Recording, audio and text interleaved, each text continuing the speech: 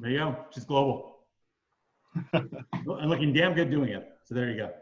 Okay, guys. So we have hit the recording button. So we're going to kick off. Just for that comment. Yeah, we okay. are now live. So welcome, everybody. This is another Crypto Wednesday show. And this is show number 10. We are really excited to have you all here. If you're watching the live stream, we're happy to have you here. If you're watching the recording, thank you for watching. And please share it with your crypto and blockchain friends. Just before we get started, just some little ground rules from all the people that are joining in the live Zoom stream. If you do have some questions or you want to participate in one way or another, please use the chat box to forward in your question so we can forward them to Andy so he can, to his best knowledge, answer the questions that are coming up there. Later on during the show, we will also get some previous speakers or upcoming speakers involved. Like every week, we call them our alumni speakers, and we're always happy to see them joining the call and participating. This is what it's all about: sharing and giving back to the industry. So that's it from the, let's say, the house ground rules. Before we get started, for the people that don't know me, together with my friend Gordon Einstein, we are the pioneers who took the initiative 10 weeks ago to launch Crypto Wednesday. And every week we are here to invite our industry friends from all around the world to reveal whatever they're doing now, what they're excited about, latest market insights, just to share their vision on where we are and what we're going to do. And first of all, my name is Sander de Bruin. I did that spell my name. I'm from Amsterdam in the Netherlands. But this week, I'm not in my hometown. This week, I'm in Faro, Portugal. So we are streaming from all over the world, and I'm happy to be here. Already met some great entrepreneurs from the Portugal area, which is a great country. And before we go to our very special guest from the Asian continent, Gordon, let me give you the word because you're back in LA this week.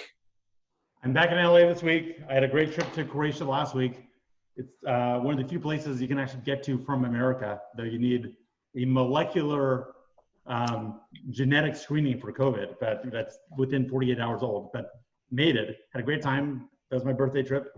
But yes, back in Los Angeles, that's why it's dark out. It's 5:30 a.m. here. So here's some crypto dedication for all of you. You'll see the light come through the windows eventually during this show. And you may notice normally I wear, a collared shirt and a jacket, but it's Los Angeles, in addition to everything else going on, is having the most intense heat wave, I think, ever. So I'm in the house, windows closed, air conditioning on, and trying to stay cool. So I'm happy to be here. I'm thrilled to, Sandra, through you, to admit our special guest, who I'll let you introduce. And yeah, episode 10. But let's get right on it. Cool. So we have you in LA, in US. Myself. Sorry, yes, I'm in Los Angeles. You're in Los Angeles. I'm in Portugal, and our very special guest, one of my personal friends, is Mr. Anndy Lian. And I think, Andy, you're in Singapore right now. Am I right? Yes, I'm stuck in Singapore. You're stuck in Singapore, but this is where you're originally from, right?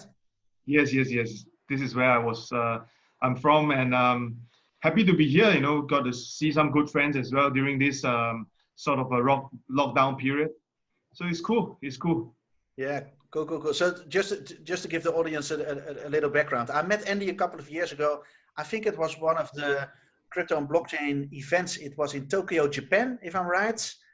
This is where we met. We met face to face, and we had a good connection from the first moment on.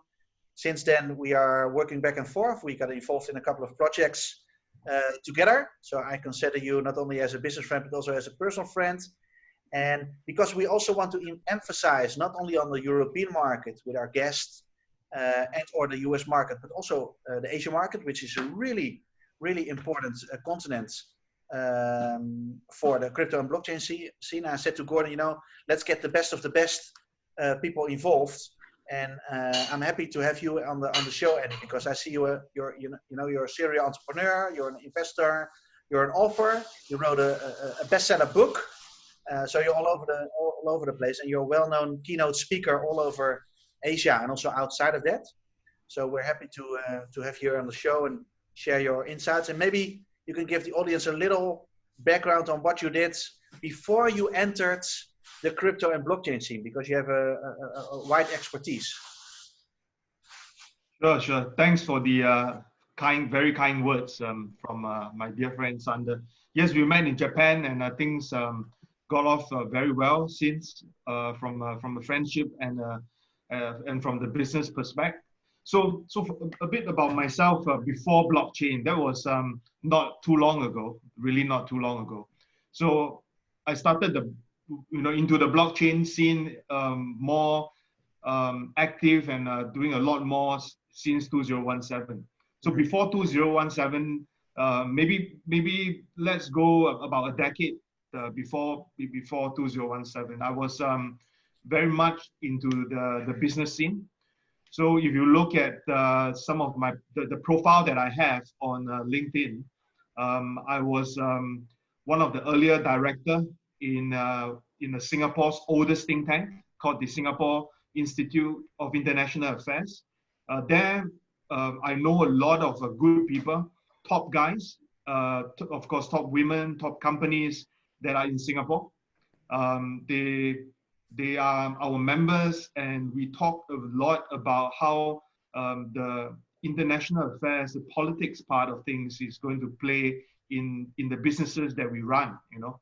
So that was the earlier portion. Then after which I went on to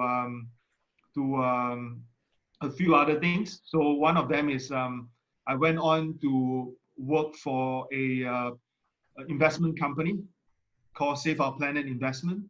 It's run by a very powerful lady in Singapore who owns a listed company for luxury watches. She's a very well-known lady in the field. Then I moved on to take on a management role with Singapore Business Federation. That is the biggest federation that is quasi-government linked. And I was the managing director there. Then a lot of other things spark off during that period of time. You know, I started my journey, you know, into investments. So I look at the bigger investments. You know, I look at investing my own money into the medical and healthcare sector, and that didn't stop me.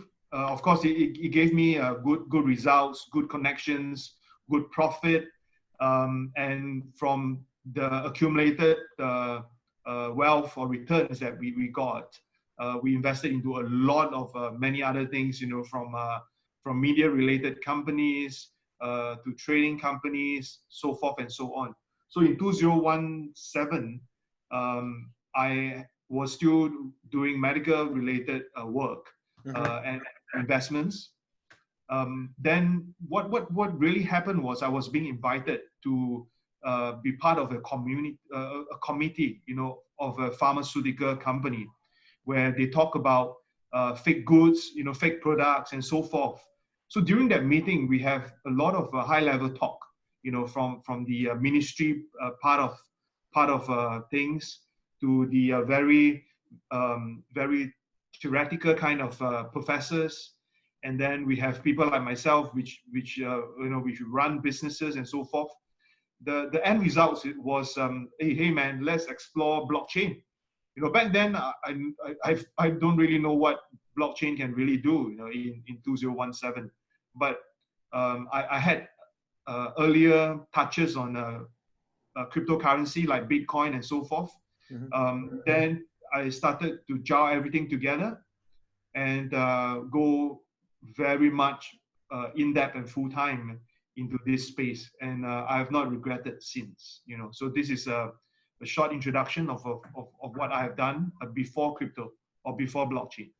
Yep, and Andy, since you got involved into the blockchain industry, you're involved in a lot of projects.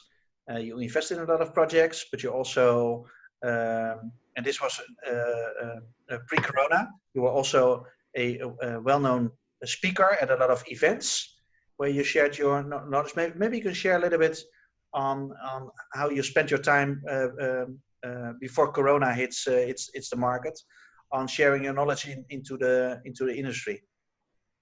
I think knowledge sharing within this industry is very, I would say, very superficial at times. You know, we a lot of our own peers, you know, we go to blockchain related events, and you kept seeing the same people over and over again, Yeah. especially in the more active markets like Singapore, Japan, South Korea, where I was very active before COVID. So I think the knowledge sharing part for myself, I normally put my time onto some of these events that are more mainstream, or closed door roundtables with some of the bigger companies. So I can't reveal who, but I have done more than 20 sessions, with multinational corporations, sharing how blockchain can affect them, how blockchain can really change their current business model, and how they can harness the goodness from this technology. So before that, this is what happened. But as you know from my profile, I dealt a lot with governments.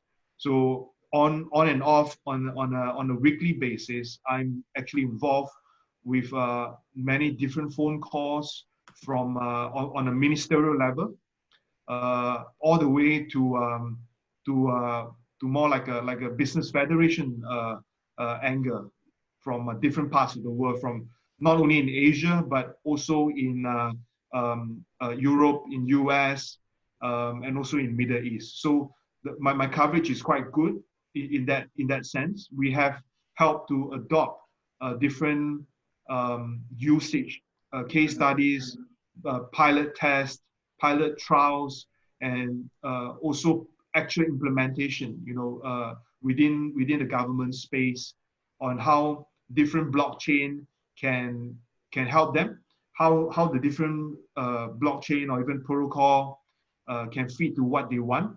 So we are no stranger to the main boys like Ethereum,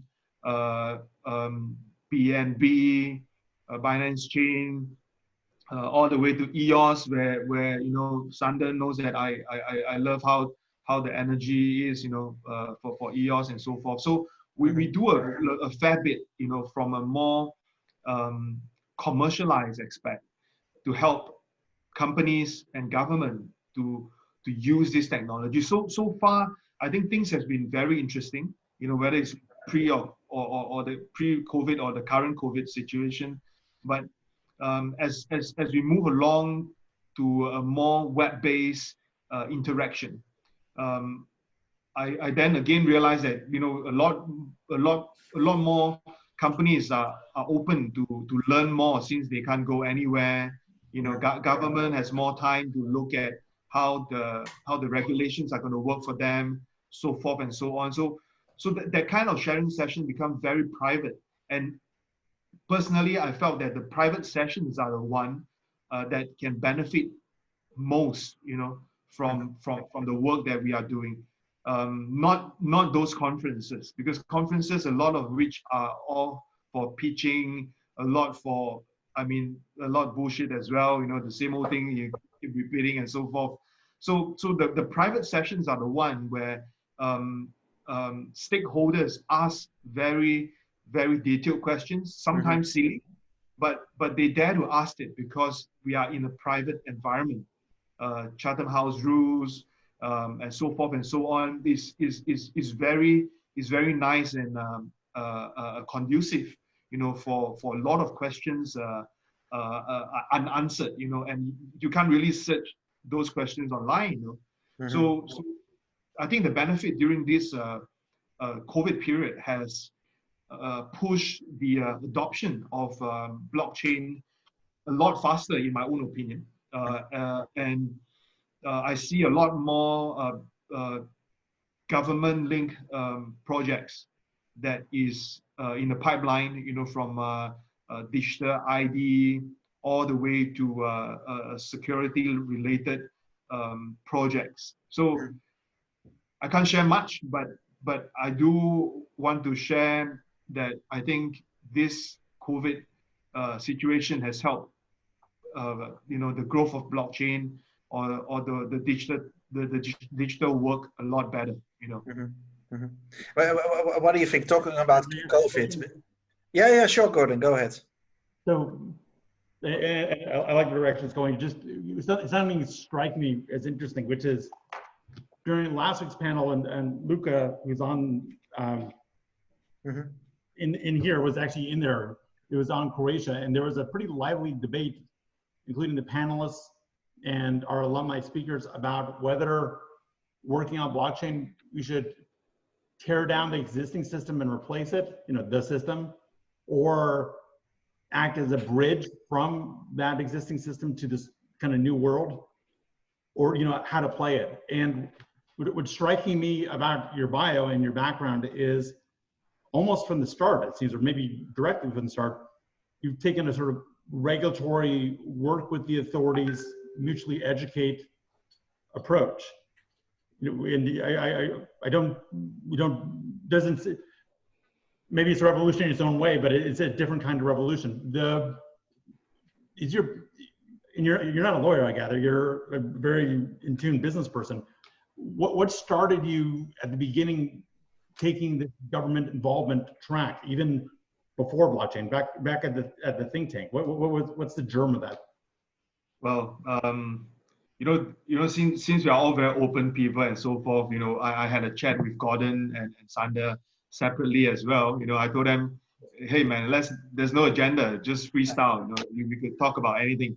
So what I want to share, pertaining to Gordon's question is, so if you look at the background, I started my own supply chain blockchain solutions company in 2017-18.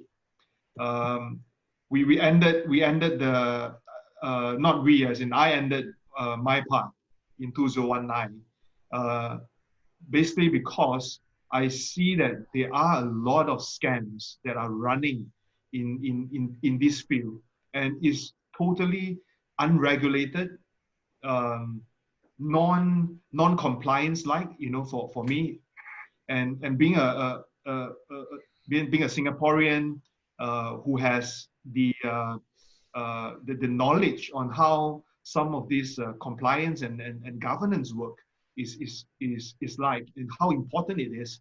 I started my journey looking at how I could help government instead of talking to more of such companies, which are very, very much scammy, and to me sometimes very skeptical, because there's no way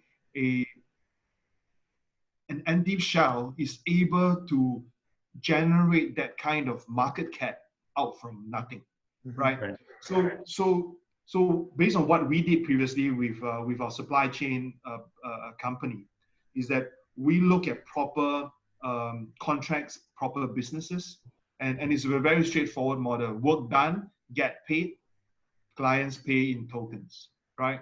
So you generate a very straightforward kind of results, and a very straightforward return that you could calculate, right?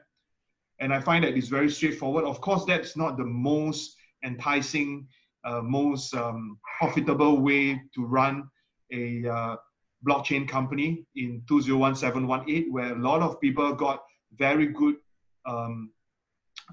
investments. From our end, I could say that we are stupid, but we never did any ICOs. You're here. You're not in jail. No, I'm not good enough to be. We're seeing your face. It's not through like 10 proxy servers. You didn't go. No. There's no need, man. There's no need. But let me ask it a little bit differently. Even before blockchain, what caught my ear is that you were working with this Singaporean government-related think tank. So it seems even before noticing the scamminess of some of these blockchain or ICO ventures, your natural inclination or your natural bent is sort of a work with government regulatory business approach, as opposed to a crypto is going to tear down the world approach, sort of anarcho-capitalist. There seems to be different streams within the blockchain and crypto community.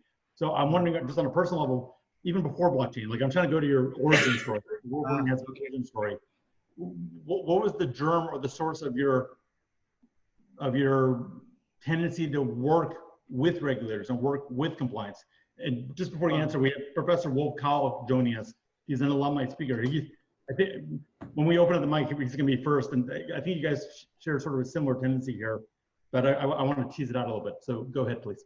If you look at this, the current situation for COVID, companies are not doing very well. You know, like I mentioned on Twitter, there are a lot of zombie companies as well that rely on government aid and so forth. So I mean, before all this COVID situation, I do believe that if we work closely with government, arm's length, you know, not sleeping directly with them, you know, arm's length, get their input. I think our journey for cryptocurrency or blockchain adoption would be a lot smoother. Mm-hmm. Second part of things is that governments would have the kind of money that some companies need, right? They are able to give out better projects. They can learn about what blockchain can do. We as the service provider can then adopt blockchain in a better manner. You know, not just sign a few MOUs and then, well, you know, it's going to go big. You know, those again is not going to work. You know, but if you directly work with government-linked projects, you know, you can get your milestones hit fairly fast. When government knows what you're doing and how this can be done, they can work with you closer. But you look at this from a more short-term perspective, right? Because the long-term view is that, well, you know, we can't rely on government, you know, where the banks screw us up, the central bank, you know, make us feel worse and so forth. Right. You know, so a lot of all these thoughts were there. So my very initial take on the new industry is that, you know, make sure that the government are okay with what we are doing. They know what we are doing. We are not pirates. You know, we are not there to grab the market and run kind of thing. So let them believe in what we do, and then slowly and surely we are able to be more decentralized in this field, and we can do a lot more. So in simple terms, like small kids, you know, let's be friends with the so-called enemy, and then when things are a lot better, you know what are the parameters and so forth. You take that chance to change some parts of the current world that you didn't really like it. So that was the intention, at least for me, you know, for the blockchain space. But again, when you look back at the history of what I've done, I do believe that a fair bit of good compliance, a fair bit of hand-holding from the government can really benefit us, because I've seen this happen, you know, in Asia, where I work very closely with the South Korean government. I see a lot of push and adoption that is being done smoothly, you know, because of their blessings. So I hope the same can be done throughout the world. And that is also the reason why I kept saying in the beginning that the private chats with the corporations, MNCs, even the bigger SMEs and governments are very important, because they are the one who will help to build the current system in place. You know, so we have a group of people who are totally decentralized, you know. Then we have another group which are traditional businesses, traditional system, who are trying to understand what we are trying to do, and from there benefit from this whole work and systems that we are trying to drive at. So that's how I see, you know. Interesting. Is there perhaps, it's kind of stereotypical difference between East and West here, where, and I'm just projecting, I'm just asking, you know, where in Asia you fundamentally need the government's go ahead to do something at scale, whereas in the West or other places maybe you can be a little bit of a cowboy. Is there anything to that, or is that just a stereotype? I don't think so, man. If you again look at the current situation, you know, when we talk about East and West, obviously the East, or maybe obviously in Asia things are more cowboy than what you see in US. Gordon, am I right? Because I guess I was painting with a broad brush. So I think in Singapore and Japan, it's probably not that cowboy. Maybe in South Korea also. I think in China, if you got the right connections, you can be as cowboy as you want. Nah, it's all cowboy, man. It's all cowboy. I give you a All few cowboy, examples. okay. All are cowboys. In China, let's not talk about it. Is a lot of the leading exchanges right now in the current environment, are Chinese based or Chinese linked, right? Cowboy as in, they are not allowed to do crypto related work, within China. But as you know, a lot of the Chinese companies register themselves in Singapore, right? And then there are a lot of Singapore blockchain companies all of the sudden. And then, of course, they are all fake because they do not have an office. They say that they are from Singapore, but you ask them about different things, they do not know about it. So it's already very cowboy, And then if you look at the South Korean market as well, there's a lot of highly speculative coins that are in the market. You can get very high pumps and of course very steep dumps, within South Korea. So it's a lot more you cowboy. really are an outlier. You're not just implementing what's natural for your environment. Your environment is a little bit chaotic and rule breaking like everywhere else, and you're kind of standing away from the crowd and taking a maybe not regulator friendly but regulator communicative approach. Yeah, that's interesting. Okay.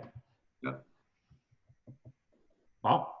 Okay. Well, I guess I'm glad. Sandra, I'm glad he's on the show. This is cool. All right. So I ended up with a bunch there. Sandra, you're pursuing. Maybe it's good because I'm also fascinated because I said in the introduction that Andy is not only a serial entrepreneur, but he's also an author.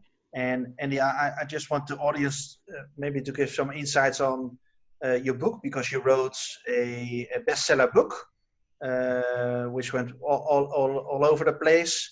Maybe you can share a little bit on that, how you came to the idea of starting a book or writing a book, publishing it, and bringing it to the market. So what happened was back in 2018, we already mooted the idea on a book that is more future looking, forward looking and so forth. Then my good friend Professor Park from Yonsei University, I supported her in a lot of her work within South Korea. She's also a common friend with me and Sanda as well. Yeah. We started to talk about a book, So long story short, the biggest South Korean publisher, Kyobo Books, came to us and said, "Hey, can we publish a book?" I said, "Yeah, let's do that."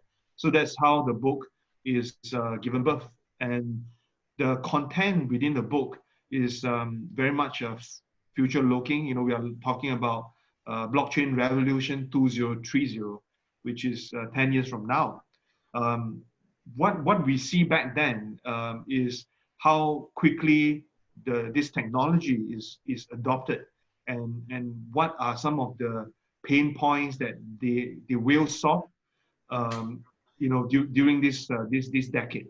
But like I mentioned again to Gordon over the phone call, many of these processes, this technology processes has been quickened. Things are a lot more faster. The whole digital realm has changed a lot, because of this COVID-19. So I see that it's a very plus point. At least I think, in order to reach the kind of a goal that we have envisioned, in 2030, I think it has shortened by at least 5 years, in terms of adoption, in terms of how this whole digital process, from how the money how the whole financial system is going to change, how Industry 4.0 is going to kick in, with the help of blockchain, is going to be a lot faster. So I'm very happy that things are a lot faster, and that also made me a little bit unhappy, because then maybe we have to write another book, a revised version of blockchain, 2030, because the vision has obviously changed. Mm-hmm. And these last 2 years, we are going in a very fast lightning speed, in terms of how things have changed, So I do hope that Right. we Actually, get a Andy, chance you're saying past 2 years. So you're saying even before COVID, things kind of went in an interesting different direction. Am I hearing that correctly? You look at it this way. 2 years ago, when we first look at how this industry is going to evolve, to us, or at least to me, I see that the next 10 years, there are a few milestones that we are going to hit, for adoption. But that back then, one of the points that I have mentioned is that a lot of these traditional companies are very reluctant to make changes to their current system because they are very comfortable, man. Right. They do not really care about what e-commerce can bring to them. They felt that e-commerce is not going to benefit too much. Yeah. E-money is not going to benefit too much. But things have changed. Ever since COVID-19 actually, and things have speeded up a lot more. In my opinion, the companies are trying to accept how the whole digital world is going to help them. When they are even coping, with their F&B business and so forth in Singapore, they have changed. Because Singapore is like example. I just quote Singapore just for the discussion's sake. Singapore is very small. The whole delivery service like Uber Eats, Grab Eat, and all those things is not doing very well. All those McDonald's delivery services are not doing very well because Singapore is small, delivery fee is expensive, the manpower fee is high. All these things didn't really kick off. So when COVID came about, everything is, suddenly all those traditional companies become, they are forced to go online. So by forcing all these companies online and look at how to make their business and make their money online, they will then think of how to make this connection a lot safer. Then the blockchain's mechanism come into the picture. They are more willing to look at how this technology layers can help them, right?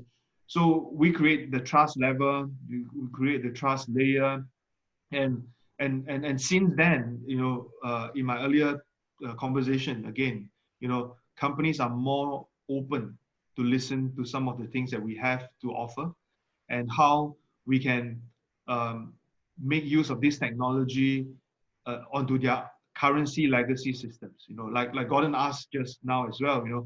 Do you think that you should get rid of their current system and then everything blockchain? I think we'll be screwed. To be really frank. So some of these companies, they spend a lot of money on SAPs or on different big brands and so forth.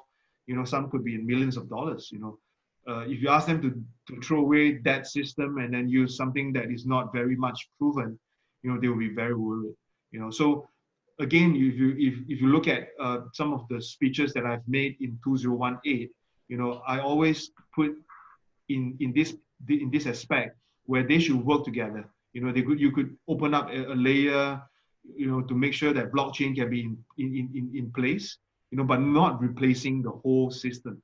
Because right in the beginning, 2017, you have seen a lot of cowboys out there trying to tell people change the system, use my blockchain, and most of them are screwed, right? And 90% of those companies have disappeared. So let's be more practical, keep the current system, and then use blockchain in a modular manner, so that people can accept us a lot better. If not, they will see us as crazy guys, running around telling people about block this and block that, and then we are not going anywhere. So step by step, people are opening up, companies are opening up, governments are opening up, but of course, as we move along, the very bad actors, the scams, the Ponzi scheme guys, they are also opening up. So we have a very big catch-up game to play, you know, as early adopters for cryptocurrency. So this at least this is how I look at things, you know. So if you come out with the second edition of your book called Blockchain 2035, this is something we did not pre-discuss. I'm just going to throw it at you. So suppose you come out with a new version, Blockchain 2035, you know, expanded and revised. What new chapter do you include in that book that was not in Blockchain 2030, which is the title of your existing book? Wow, that is a good question, actually. And it's a total curveball, and sorry. No, it's okay. It's good to do that. Like I've said, you know, nothing is scripted. I have nothing on my hands. You know, I don't go for scripted stuff. So what really make me think is I would really love to add a portion about the practical aspect of things. You know, two things maybe. The more practical aspect of things, like you know, how we can really adopt blockchain a lot faster, you know, given the current situation. That's number one. You know, I want to share with them very practical things, how you could use the technology in your current system, you know, very straightforward kind of things. Then the second thing I would love to talk about would be the term that we always use, decentralized. You know, how we could look at redefining the decentralization. You know, the word that I use sometimes would be re-decentralized. You know, it sounds weird, you know, from an English perspective, but I think that there is a need to look at how we redefine decentralization. It's not about screwing everyone, screwing the banks, screwing the government, screwing your president, you know, and that's decentralization. You know, I mean, you know, I come from Singapore.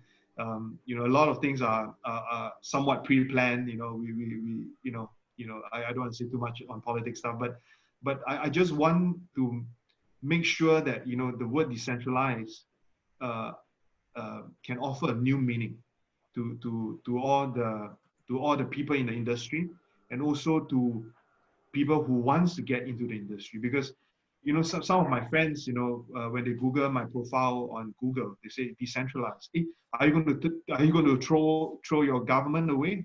You know, are you going to decoup or whatever, you know, and form a new government? You know, I say no, we are not doing things like that. You know, we just want to make sure that things are fair. You know, you have your own voice, and blockchain is the technology that enable you to do that. You know, so that's how I see it, though. I mean, maybe adding a bit more to the book would be things that are more practical. Because if you look at the book again, although it's in Korean, we talk about how the medical industry is going to evolve, how the supply chain is going to evolve, you know, how we could do a lot more tracing and tracking and so forth using this technology, you know. But I just felt that all these things are very future looking, some of which are not practical because it's not easy to really implement traceability from point A to point Z, you know. So I want to offer Sorry, let me jump in one second. One thing you said about 5 minutes ago that really caught my ear, and I don't think I've heard anyone else say it before, is you made this link between COVID is driving digitization and sort of a reformatting of supply lines. You know, we were already kind of going there anyway, but it put it on steroids.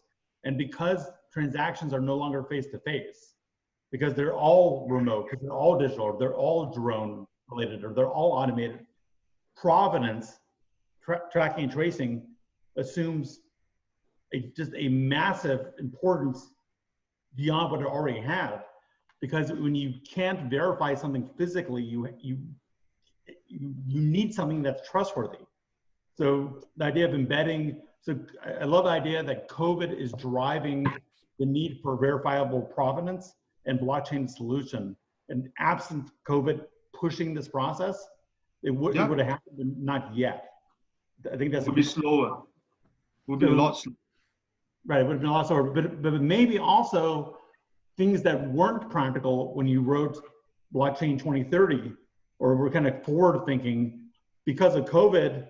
It's like, pardon my French, screw forward thinking. We need this now. I need to know that this vaccine for my kid because I can't see the doctor anymore. All I'm doing is, I'm doing a Zoom meeting where I have a needle and I'm giving my own kid a vaccine. Doctor, am I doing this right? I need to know without a doubt that that's not a deep fake. I need to know without a doubt that that vaccine is correct. I need to know without a doubt that it hasn't expired. So maybe now all of a sudden it just became magically practical. So that's a pushback or a comment, but go ahead. It is. Let's look at, I wear different hats. So from a more investment standpoint, you then notice there's a trend. One, I'm also the chairperson of an esports association in South Korea. Cool. So I see a lot of game related. My son would love you. That's all he does. So there's a lot of games related investment that went in because now that everyone is locked at home, games become more vibrant, right? Yeah. Then you look at the other sectors that grew fairly quickly was a health related kind of businesses. So I do believe that blockchain can help the healthcare industry a lot more in terms of medical records, in terms of how you could make sure that this vaccine is from the real source. It's from US. It's not from it's from Trump or whatever. You need to know where this medicine is from, right? So you see, from an investment standpoint, there are a lot of new money that went into games, medical, supply chain related ones as well. Because right now, almost I would dare say 70% of the businesses are conducted online. Whether it's food business, whether it's medical, whether it's actually everything is on steroid right now. So it is a very good chance for blockchain to grow because of the current situation. And if you look at other things from a government standpoint, they are looking at how to, not sure if I could say this in detail, but how you could look at the digital identity a lot more on steroid, on blockchain. And a few governments that I know are really working very deeply on such initiative because they want to know who is the one transacting. It's an advanced layer of how we look at KYC, AML, so forth. So they want to know who exactly is transacting all this cryptocurrency. They could, of course, get back some tax or get back, tax them for some of the profits that they make. Also, most importantly, they also want to make sure that a lot of all these online transactions are being traced and accountable. Of course, then our dear friends who are into total decentralization or into private C coin and so forth will say, "Hey, screw you, man, Andy. We do not want the government to trace." So a lot of these things will happen. A lot of this fight will happen. But ultimately, sometimes I will tell those friends of mine that ultimately you still need to cash out, right, man? Right. So when you cash out, there's still going to be trace, everywhere. So I think right now, if we completely burn the bridge behind us and we're operating purely in crypto, then maybe crypto is the cash and you don't cash out of it. But I think what you're saying, and unfortunately I agree, that's not a short-term practical thing, and I don't even know whether it's even a long-term practical thing. Long term, I think there is a big chance that things will change. Actually, that's where the total decentralization portion is going to work, peer-to-peer and so forth. But in order for that to really happen, there must be a really big change, something even bigger than COVID-19, that's going to strike us big, and the banks disappear all of a sudden, and then and then, oh, so sorry, man, we can only use Bitcoin kind of thing. But I don't see that it's going to happen in the short term. So we, as in at least us, or at least myself, we must as well, talk to the government more, let them know what we can really do, and perhaps in 10 years down the road, things might really change, slowly, step by step, surely it's going to happen. We should try to make this step by step. Maybe right now we change 20% of all this, of the whole financial system. And I think that is going to be a big milestone for a lot of us. Agreed. So let me shift the conversation a little bit. So you've been an investor for a long time, and evidently you've been successful. And it seems like you get involved in an area like medical, you learn about something new, you kind of roll over to new areas that catch your interest. You've had this interest in blockchain for a while, and I think I recall that you're not just an investor, you're sort of an incubator or advisor function as well. What catches your eye, and then how do you approach them, and what do you do? Like, where's your focus, and then how do you execute? Okay, that is very different. So like I've mentioned, I wear many different hats. So Sander will know, I have, we of course incubate some good projects. We put in our own money. We also look at how we can provide liquidity. Market make plus real money. Not just market make coins. There's no liquidity. Right. We also have media companies and so forth. It's more of an ecosystem. So what we usually do, as an investor for some of these companies, is that if we see that this particular company is genuine, sincere, and of course what they do is going to solve some issues, close up some gaps in the industry, we will put in our own money, time. We create the trust element, because a lot of all these guys with good concept, they are not very trustworthy.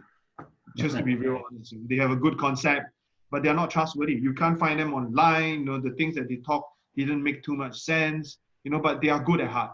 They are trying to change the world. They might be a technologist who can't speak well. Or they can be a real good marketing guy.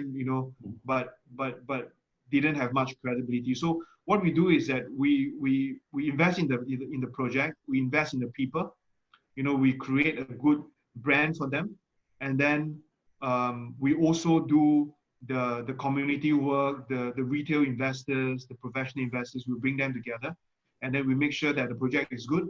Then for us, we are very straightforward. We are not sharks. We are not there to take a big chunk of their tokens or of their equity and then we run away. We don't do that. In fact, Sander would know. We buy the tokens in the secondary market. We do not ask them for free tokens, and then because then there will be a conflict of interest. So that's how we do it. Good projects get the funds from us, from me. Then if the funds are not big enough for their vision, we have our own friends as well that can put in the money. And then from there, again, we grow the company. And typically, what we do for the blockchain company is once they get themselves listed, we will just let go of the project very much, because we don't let go of your sort of guiding role. Let go of the guiding for for most of the cases, because after the hand holding for 6 to 12 months, they would already know what to do. And then in some parts or in some of our agreement, we also let go of equity. We also let go of the tokens. So it depends, a lot of different structures that we operate, but we just don't want to burden them. And we also don't want to create more risk for ourselves, because when we are holding their hands, we know exactly what's going to happen, and our reputation is on the table, So we make sure that things are good, Then once we sort of let go a fair bit, then it's up to them already. Then on a safer aspect, sometimes we will let go of our equity as well. So it's going to be a win-win, and we are not greedy sharks, So once we get our returns, fair enough. we make our move, you know. And you're using the royal we. Who is the we in we? Okay, so when I use the word we, because we on our end, you know, we have partners, you know, we have our own team of staff that is on our payroll as well. So all of us, to at least to me, they are all partners.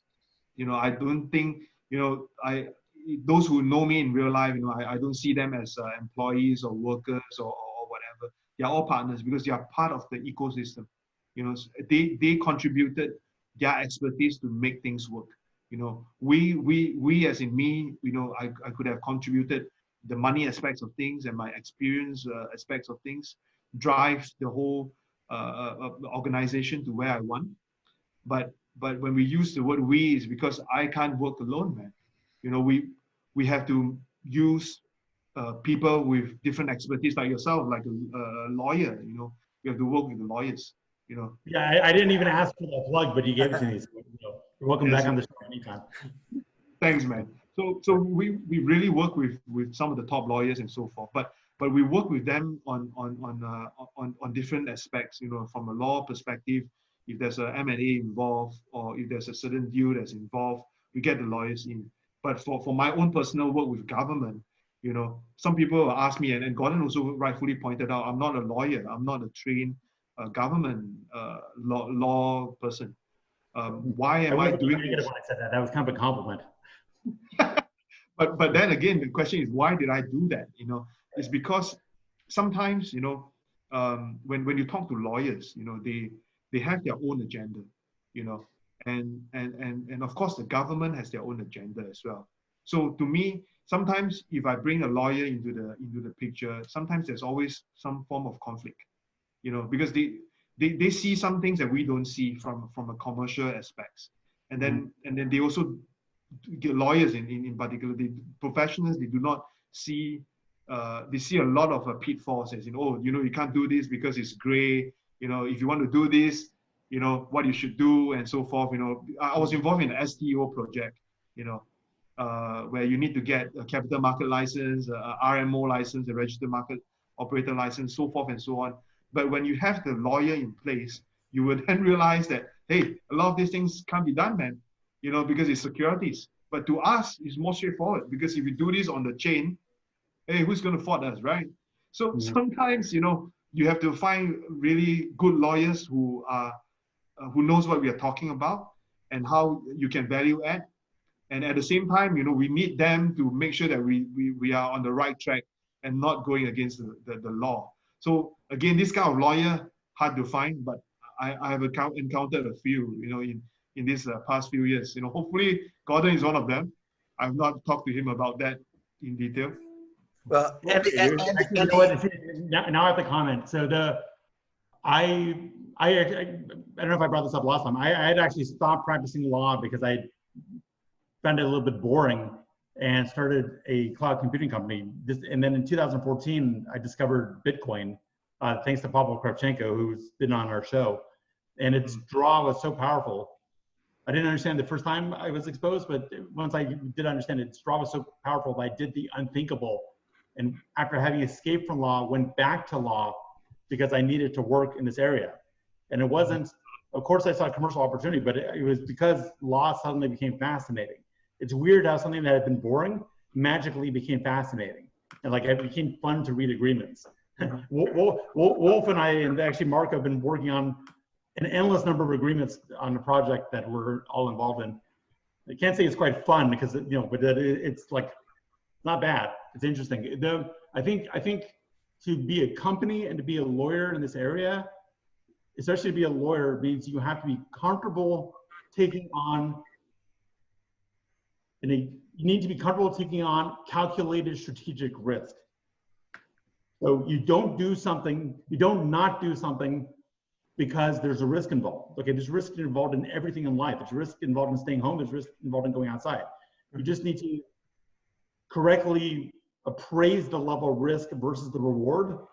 And then if you're the lawyer, it's your job not to make the decision for the client, but to correctly articulate that to the client so them how they can maximize their upside, minimize their downside, and let them make the decision. You don't say no. You know, I hate these large firms that will say no, you can't do this. Sure you can. You just need to understand the risks. Yeah, So, yeah. that makes sense on crypto law. So on one hand, I do agree with you, but on the other hand, it gets really irritating as an investor because we are just beating around the bush and nothing is going to be done. So again, the right lawyer is very important. I think the contracts are not so, I mean, it's a standard thing, man. Lawyers are good at that. But I think sometimes it's good to get the legal opinion from very sound lawyer that can help make the right business case. I think that would be the main aim, because those who are good at that, most of them should be disbarred, okay? Because they have crossed the line. We're going to edit that out. So I do legal opinions on tokens often, and part of that is if I see it's going the wrong direction, I slam the brakes and go, guys, need to rework the model. Here's how. Don't worry, we have a chance. We will have chance. We will have chance. Okay, so where are we going with all this? So okay, so when you're the we, I'm going to kind of route it back in there. The we is a group of collaborative professionals, and it sounds like some other angel type investors where you guys ad hoc work together to see whether or not something is interesting, and then participate as a group if the stars align. It's not a formal angel group like Michael Herbert has. Am I wrong? Okay, so put it this way: we used to have a very formal venture group, but because of the directions and how we want to get our returns, you know, we sort of make it an unofficial one right now at this current moment. But when we talk about we, it's not about just the guys who are providing the money, all right? Because money is just one portion. What we build from my end is that we build a certain ecosystem within our group. So we have of course the angel aspect. You know, if I can't handle the kind of investments, my friends is definitely could come in. All right, whether it's even if it's a PE fund, we have friends who are there, you know, that can participate, no problem at all.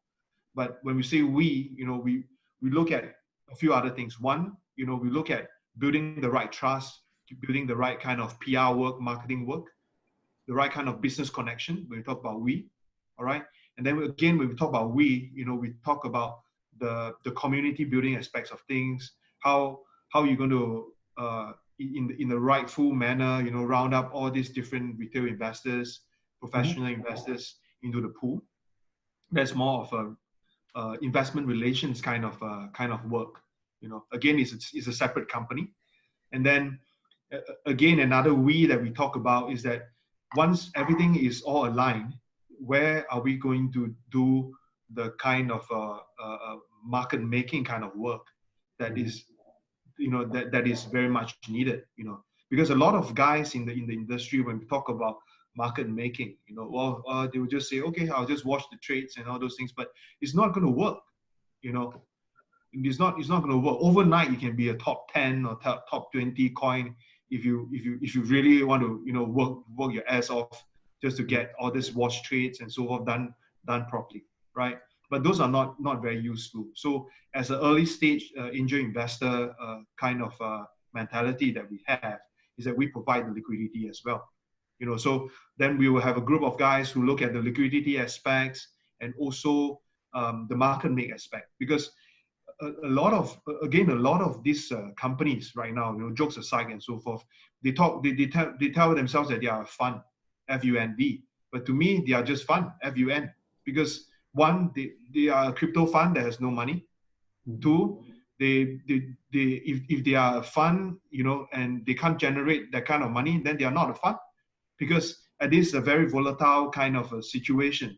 You know, a fund would come in and do a fundraising, then that is a joke, because ultimately, if you have $1 million in the bank, you know, you could get a 40% return, right? So why do you need more money? You need more clients, right? So for us, these are all different entities, and then we look at, from the very early stages, companies where we can invest, we can put in our technology a bit to them. From technology to marketing to the money aspect, that is the way that we talk about, So I don't usually go out and say that it's only me, Andy, alone, because I can't work. I work with Sander a lot as well, on different aspects of things, from investor relations. I could be working with Gordon very soon, on law-related stuff as well. Because right now, our law-related things, we second it to, of course, a law firm and a law group, to work on some of our things. So again, that aspect, I don't have any equity on it. I don't have any shares on it, just purely a client relationship. But the rest of the weave, from the technology bit to the marketing bit to the money aspect, the we is that I have equity in them. So that's the we that we talk about right now. Got it. Okay, I like that. There's one subject I want to hit before we go to the open mic section, or one final thing. During our pre-talk, I think Senator and I both found it really interesting that you commented that it's not that China is pulling ahead of the US and the West with the financial system, it's that they're already way ahead. And you brought up the example of QR codes and the new central bank currency. Can you talk about what's going on, how it got that way, and how this interfaces with blockchain and crypto? I think we should start from how China is like. China has skipped the whole era of credit. Places like US or even in Singapore, we talk about credit cards and all these things. But if you look in China, a lot of them are operating, buying things, paying for everything using their WeChat Pay or Alipay account. And again, if you look at things deeper, a lot of their things are digitized, right? Their money is digitized, right? Their big Alibaba is digitized. Their delivery system is state of the art. They can give you a next day, next hour delivery. You can order a bottle of Coke, and they can appear at your house. You can go to a restaurant, they have no menu, just sit down, you scan the QR code, everything you pay, everything using the QR code and the phone. Apparently is quite COVID safe because there's minimum interaction, right? So when you look at the blockchain aspect of things, as you all know, a lot of blockchain companies, innovators are from China. All the big names that we all know, they may be speaking English, but they are from China. Yeah, not the accent, but the kind of mentality, the kind of work, the kind of company structure that they have. That they are from China, and there's nothing wrong to be from China, because a lot of my friends are from China, and they are the innovators. They dare to make it happen. Mm-hmm. They dare to push the agenda across, and with the new central bank currency and so forth, although it has nothing to do with blockchain, totally. I mean, they have something to do with blockchain, but there's nothing to do with cryptocurrency. But if you look at the ledger, right? But it's not secured. It's not using crypto economics to secure consensus. I mean, it's just a big database. Yes, you're right. You're right. But then again, if you look at the long-term perspective of things, US there's almost not that advanced in terms of financial system. In Singapore, it's also not that advanced. There was something really funny. That I had a chat with a professional. They say, oh, Singapore is the top financial hub. Everything that we have are all digitized. Then I ask them, can you pay your noodle using Bitcoin? They say, no, we can't. But I tell you, all our money are digitized because you can use internet banking. I tell them, hey man, it's not internet banking that makes things digital, And the sad part is, in Singapore, we still have things like checkbook. Do you still have a checkbook, Gordon? I do, but it's from like 1980. No, but do you still use it? Do you still cut a check? Fantastically rarely. Every once in a while, but very, very rare. Everything is online. I tell you, 3 years ago, or maybe even now, Singapore people, they are still cutting checks. In South Korea, I think the young ones, they would not know what is a check. All right. And sooner or later, we will shift very much digitally. And again, coming back to the topic about China and so forth, because China has a head start, on how they use their wallets and so forth.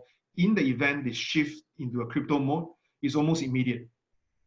It's a nationwide adoption, not a small company adoption. It's a nationwide adoption. Imagine there's a Bitcoin equivalent in China.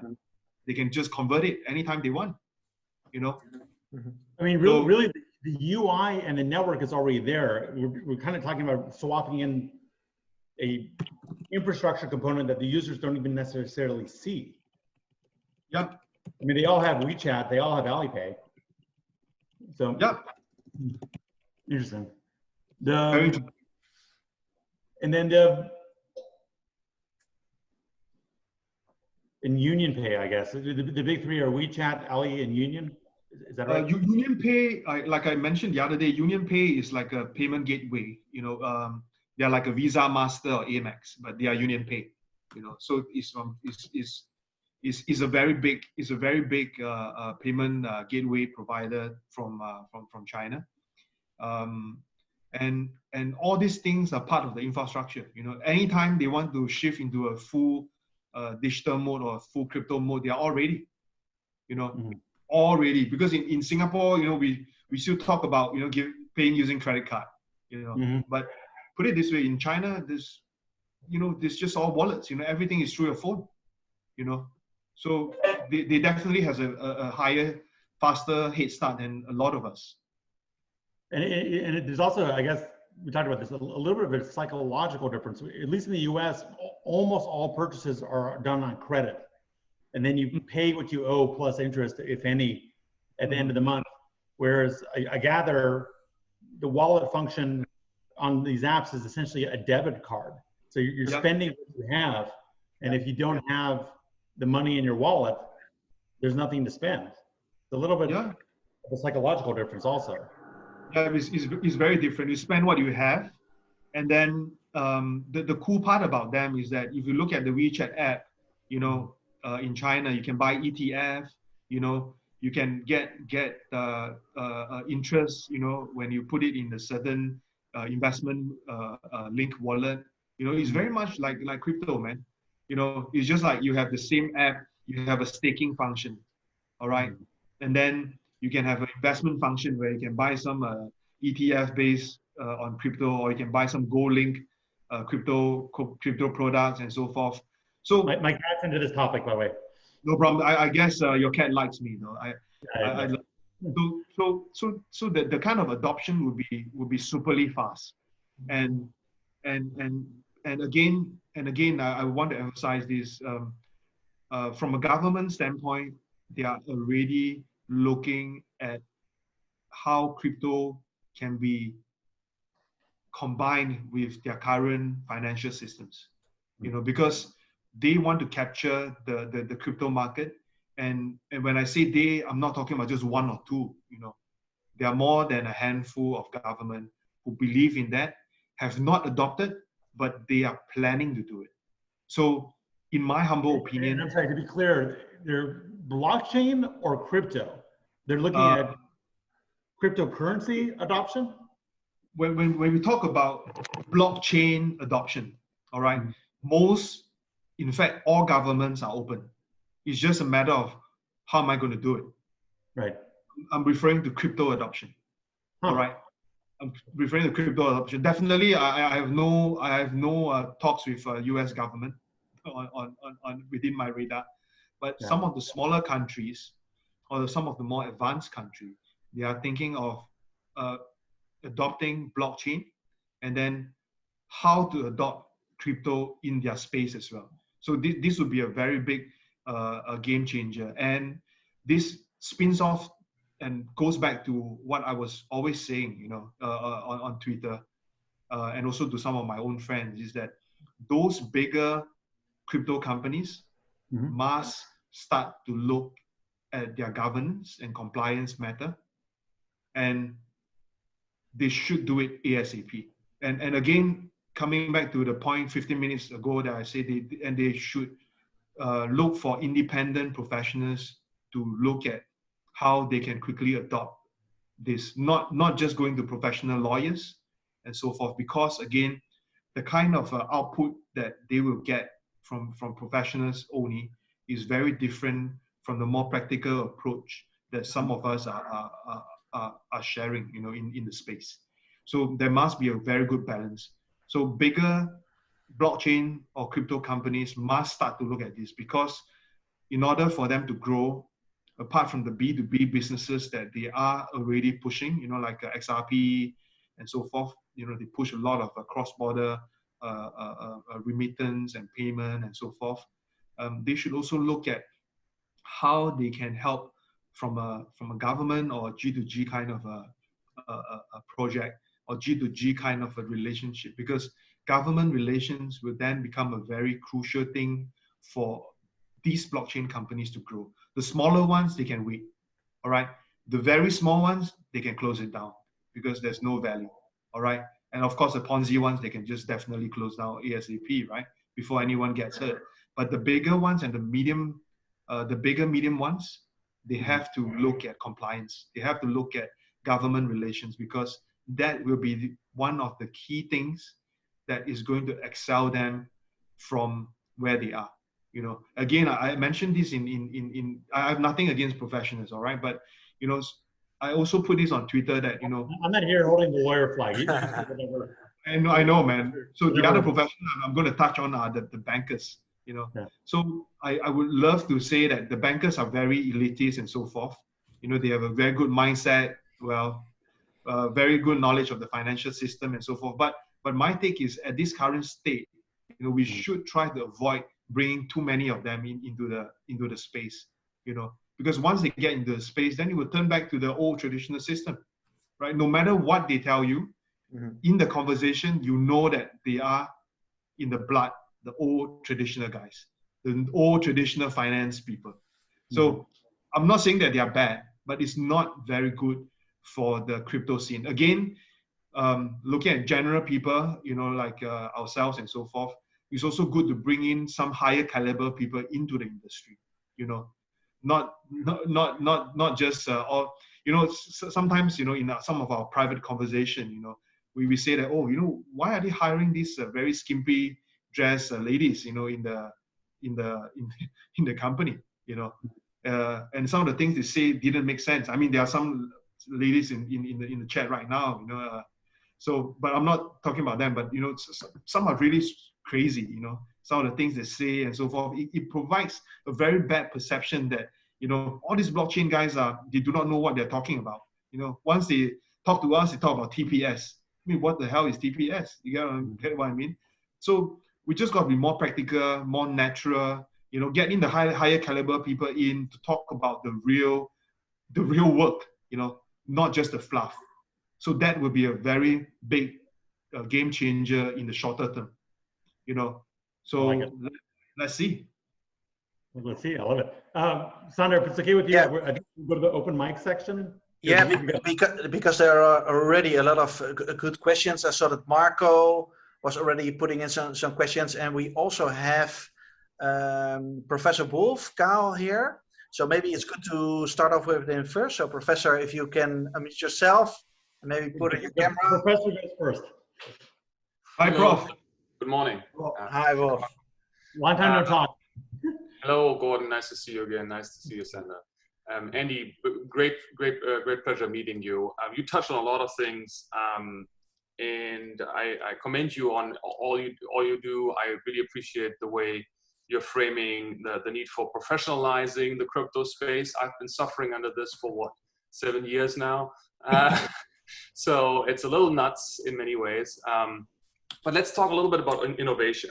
So in North America, I think there is a perception that with the third generation of DAOs are driving a lot of the innovation in the ecosystem. I'm wondering if you could share your thoughts on innovation and where innovation and infrastructure products, decentralized infrastructure products, are being built and how they're being built in Asia? I know it's a broad question, but pick whatever you like, please. No problem, no problem. It's good to see new faces right now. So I think we talk about very broad stroke in terms of innovation. I think right now blockchain innovation has been great. You know, you see a lot of good concepts. You know, you see a lot of new projects that are out there looking at solving problems like Ethereum gas fee is very high right now. There are new protocol, new Oracle, new layers. They are doing the work to help reduce all this. You know, so to me, I think those are good innovation because they are trying to solve a problem that we are all facing. But the other big issue that I do face in Asia is that innovation and practical adoption is actually two separate matters. That is a very big misalignment. All right.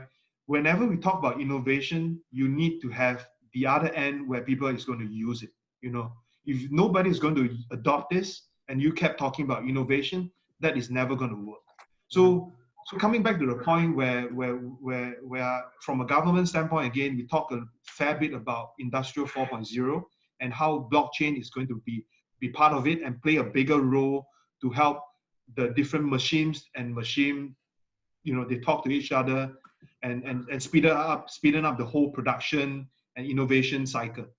But then again, you know, a lot of our friends in Asia, in particular, they do not really look at that kind of a business. You know, they are looking at very big concepts. You know, they are looking at you know, concepts that are perhaps out of this world. You know, they are talking about, one of them, they came to me and they talk about how we can build a satellite using blockchain and so forth. You know, I can show you the investment deck is a joke, man.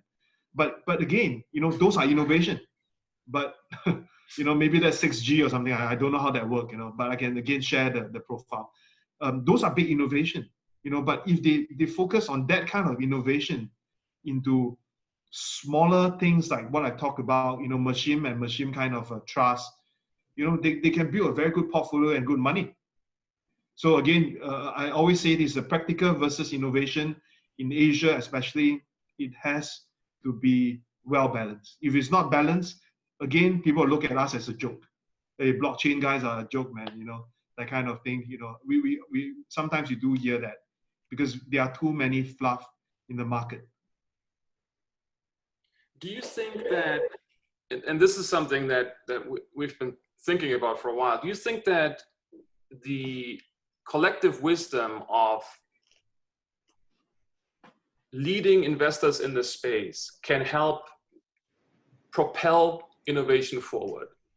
Meaning, if there was an incentive design system where the leading people, the leading investors in crypto would have a governance design together to share together in investment proposals and in the evaluation of investment proposals with the collective wisdom of the leading people, is that a way to truly propel innovation, or are you still seeing the risk of not being realistic here, that some things are getting funded that shouldn't have been funded because they're too overly ambitious and they will never be adopted? Again, then you have to see who are the leading investors that we talk about, you know, because I know of some leading investors who are putting money into very not so leading projects, you know, because they have their own agenda. And then when we talk about a group of investors coming together, that is also another risk that we have to partake, you know, because different investors have different kind of investment portfolio and risk. Some of them, they want to be the big brother, you know, they want the majority share and they want majority control. And this is not going to work. So coming back to the traditional deal flow kind of venture companies, you know, where they did fairly well in the tech era, you know, they are not exactly innovators. You know, they are all looking at the end results, which is how much money can I make, You know, not everyone is a Bill Gates kind of thing. I mean, again, some people might have a very bad taste about what Bill has done and so forth. But to me is, you know, if you're going to fund innovation, you're going to fund something really out of the box. You know, let's put the money part aside. But if you're talking about crypto, then you have to then look at the revenue aspects, because in the crypto space, most of the companies, they do not really put the revenue as a first priority. They put innovation and some kind of innovation or whatever as the first priority, and they try to get as much money as they can from the secondary market and then from the listing. And these are not practical things that will drive them forward, and it's non-sustainable. So the investors, even like myself, right now, again, you know, we are being very practical. We look at how we can get possible returns. So it's a very contradicting kind of thing. This is great. So what if I told you that there is a design that one might experiment with that would allow investors to act in their very self-interest and at the same time benefit the larger group of investors they're sharing interests with? Let's go. Let's try. Okay, we can take this offline. Gordon knows what I'm talking about. I think this is by the way, you're both in the alumni speaker group. Yeah, good. Good. Sorry, I'll drop off now. Thank you, Andy. I really appreciate your views. Thank you. I wasn't shooing you away. I'm just saying that's how you can connect easily. But well, thank you for coming on. We appreciate it. Marco is next. Actually, I'm sorry. I know what Marco will talk about. Because Luke has to drop off also, or maybe you're all just kind of pulling that routine. So Marco, just hold tight. Luke? Oh, sorry, Luke. Hi, Luke. For you. Okay, but go for it. Luke, I can't hear. Luke Stokes. I think Luke left. No, he's here. He's just adjusting his settings. Very interesting background, man. Very interesting background behind him. Luke's the man. All right, Luke. Hey, unfortunately, my mic is not seeming to be working, so I'm working with my settings here. Now we can hear you. Now we can hear you, man. Yeah. Luke, talk. Luke, we can hear you already, Luke. Excellent. All right, now it's working. Andy, great to meet you. It's always great to meet another Twitter friend. We were interacting with CZ on Twitter a while back, and so it's great to see you in person. Yes, hi, Luke. Related to identity and reputation, I'm really interested in blockchain solutions that can solve Sybil attack and be Sybil attack resistant. We'd like to do a lot of FIO address giveaways, a lot of token giveaways, and I see that as a really big problem that can be solved potentially with identity and reputation. And there's kind of a meme in the space that, you know, China is doing it wrong in terms of a very authoritarian way to control their citizens and population, right? Because they've kind of, with the WeChat approach, they've kind of locked everything down. So your entire digital life has to run through this single identity that the government gets to control as far as reputation goes. So I'm curious, with your experience working with governments, and specifically kind of what you've seen personally with what's going on in Asia related to identity and reputation, what are your thoughts on how the blockchain can potentially solve these in a way that still gives individuals self-sovereign control, in a way that doesn't, you know, give over all the control to a government that might at some point turn against them and actually be hostile to their own interests? I think it's really important that we have solutions that aren't going to be used against us, you know? So I'm curious what you think about that. Oh, well, this is a double-edged sword kind of thinking here. But let's go back to very practical things. All right, like I've mentioned in the chat, government are really looking at how the digital identity reputation is going to help them. All right, one very good example is our medical records. All right, we technically all the medical records belong to us, not the doctors. All right, and also not the government organization. Using the same analogy, we collectively as a group, when we talk to a government, we are trying to convince them that some of this data can be on chain. All right, or all the data can be on chain, but some of this data has a different layer of maybe a different layer of secret key or different level of case where you need a big consensus in order for you to draw down all those details. All right.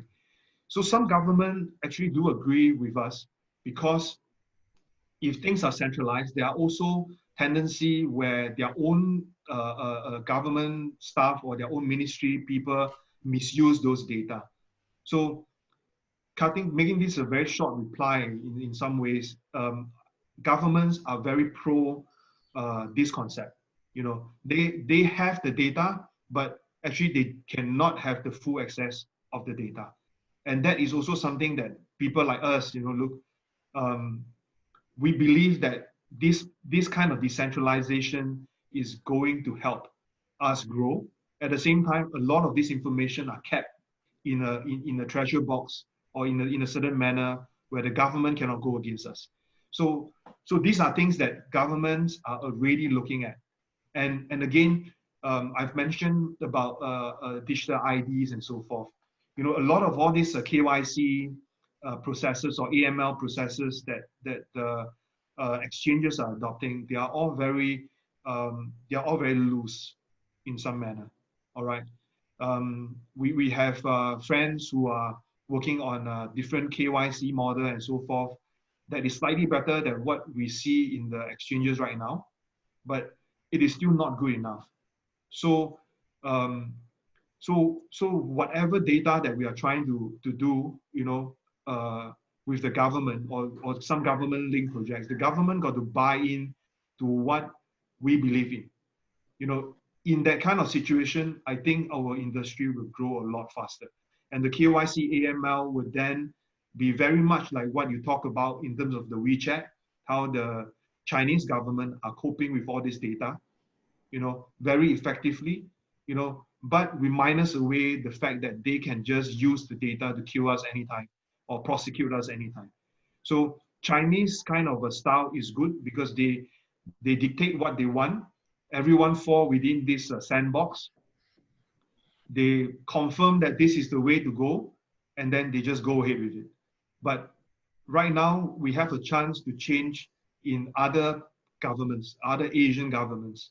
You know, they can do the same, you know, like what Chinese are doing, but we give them an additional box that is blocked by our dear blockchain technology to make sure that things are well in place, you know. So that is actually a good plus point. You know, they can learn from China, they can learn a bit from Singapore, and then at the same time they innovate, they tweak the model a bit more, and then that's it, man. That would be the perfect scenario, just to be real honest about it. Excellent, thank you. I'd love to continue the conversation offline as well, as far as the different identity and reputation solutions you've looked at. I know Marco and Wolf and I have had a lot of conversations about that. I just ran into a new interesting one yesterday and over the weekend called pseudo-anonymous pairs. It's a really interesting way that every month you could prove your humanity while staying anonymous. So there's a lot of really interesting projects out there. And I do think it's one of the most important innovations that the blockchain space can bring. But I also see others like, you know, Vinay Gupta and Ian Grigg and others that we've tried to interact with, where they're just like, don't ever do this. It's a terrible idea. If you ever put your identity and reputation on a blockchain that's immutable forever, you're going to give totalitarians the control to destroy you. So it's a very challenging problem, and I'd love to continue the conversation on it. Unfortunately, I have another meeting I do have to go to, but thank you so much for having me on. No problem. Let's catch up. Thank you, Marco, for letting me skip ahead. I appreciate it. Thanks for joining. Thanks for jumping in. We appreciate it. And you guys connect in the alumni speaker group. You know, both your telegrams are there. So awesome. Yes, we know each other, man. Take care, Andy. Take care. Bye, bro.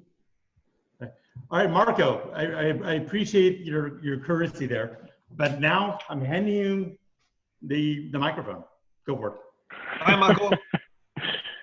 How you doing, Andy? I've already just connected to you on LinkedIn because I definitely would like to take this discussion, possibly with Wolf and Luke as well, on identity down a little further anyway, just to get your insight onto this.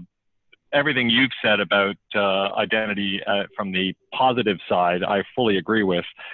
Luke and I have lots of discussions about whether or not digitized identity is a license for totalitarian regimes to take advantage of you. The model I'm proposing is actually designed to make that impossible. But we will see. I guess one of the things that I've been listening to everything you've gone on through this conversation around the idea that you're better off looking at your project from a how do I integrate this with legacy systems and legacy regulatory bodies versus going off into the Wild West. And I fully agree with you. Asia is much more Wild West than North America is. Even in 2016, I mean, one could argue there was a lot of Wild West going on in Europe and North America then, but I suspect it was even more in Asia even then.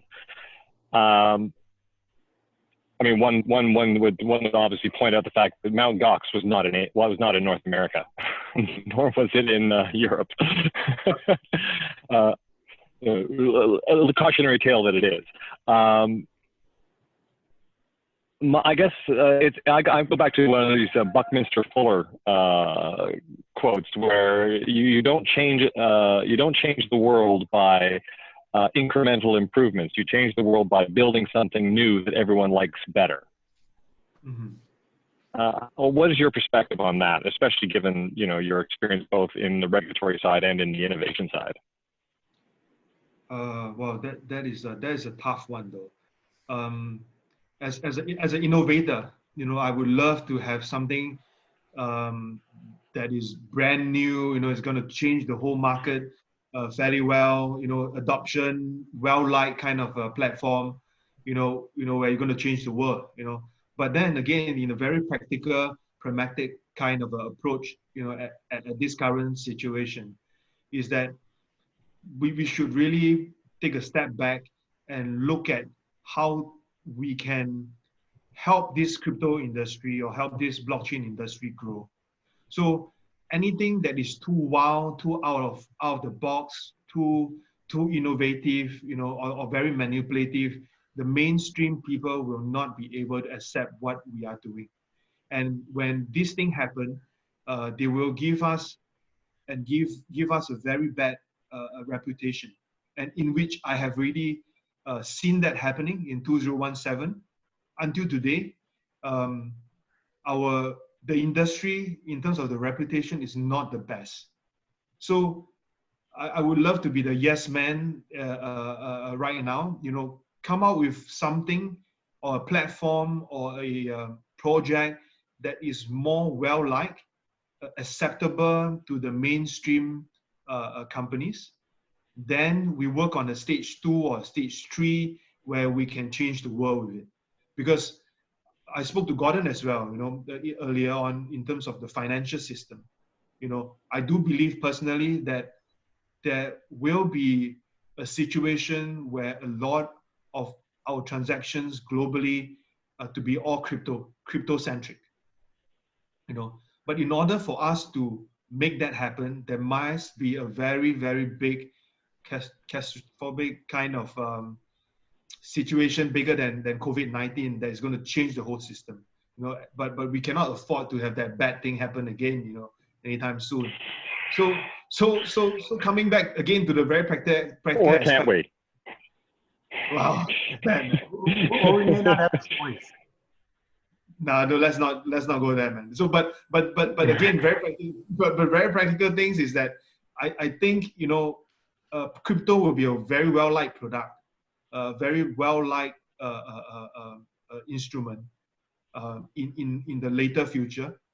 Right now, we just got to stay friendly and make sure that it's been adopted, and not thinking that we are a bad actor. And from there, we build on our products for stage 2, stage 3, stage 5, or stage 10, where we can grow very, very much and at a very big extent, where we can really change the world. So right now, we can't change the world yet. So we just stay low and make sure that we do the right things to build the right foundation. And trust me, in the next 5 to 10 years, the whole infrastructure will change. The whole economy will change, and I do see that crypto is going to play a much bigger role as compared to now. Because now, if you look at crypto, many of us will see this as a money game, you know, as a very speculative kind of a product. You know, that's about it. You know, you can see from all the communities, you know, they are all looking at airdrops. They are all looking at the money aspects of things.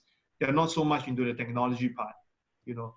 So we have to slowly adopt, make sure that the blockchain technology is there.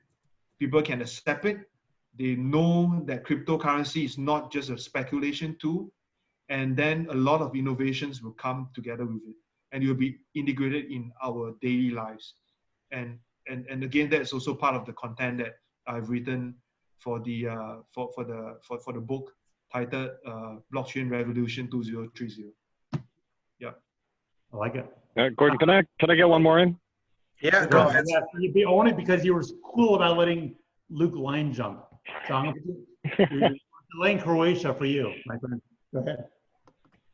Okay. Oh, damn. Just went out of my head. I'm just teasing you. Go ahead.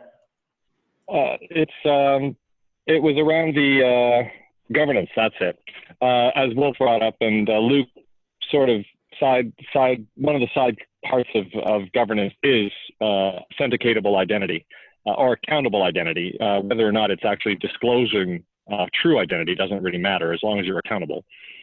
How do you see the conundrum of the commons, I like to call it, with respect to decentralization? When we get to decentralization, one can implement reputation as part of it, but you're still effectively asking an exceptionally large body of people in lieu of a single decision maker to make decisions. How do you see that playing out over the next, say, 5 years, 10 years, as we sort of move towards the DAO model of the collective making the decisions rather than, appointed representatives? Oh, okay. So yeah, I think how should I word it in a nicer manner?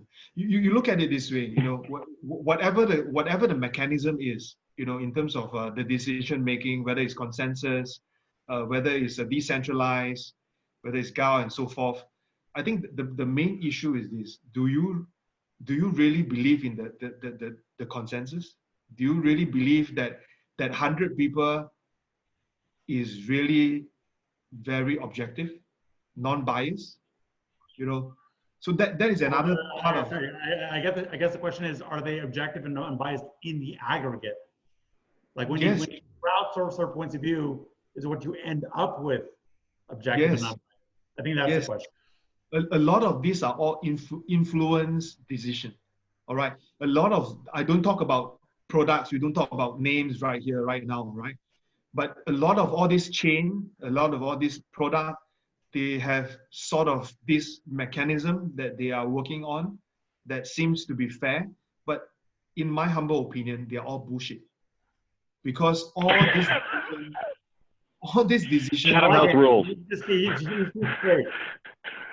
Chatham House rule on YouTube is not going to work, man, Marco. So, this bullshit kind of consensus model is never going to work. You know, it's just actually, in my view, is a byproduct that leads us to a bigger product. All right, because all these consensus model are all influenced by certain people. You know, all these identities that are not accounted for could be 100 Marco and another 100 Andy, and we all sit together and say that, hey, the decision is to, you know, say yes, and it would be a yes. So again, let's leave Sybil attacks out of the equation. Okay, let's assume that everyone gets one vote. Marco, after this, I got to pass it to Croatia. So that was sure. That was your final nuke.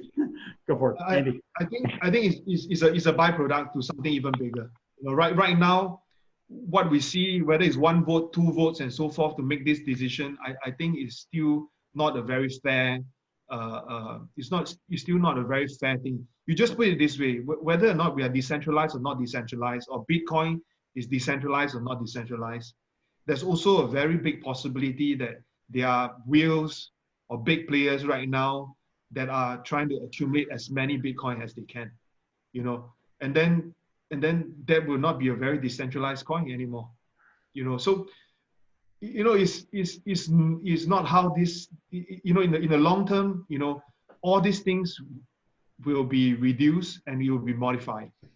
And whether or not this digital identity is going to evolve to something that is really non-biased, I have my doubts in them. But coming back to the point on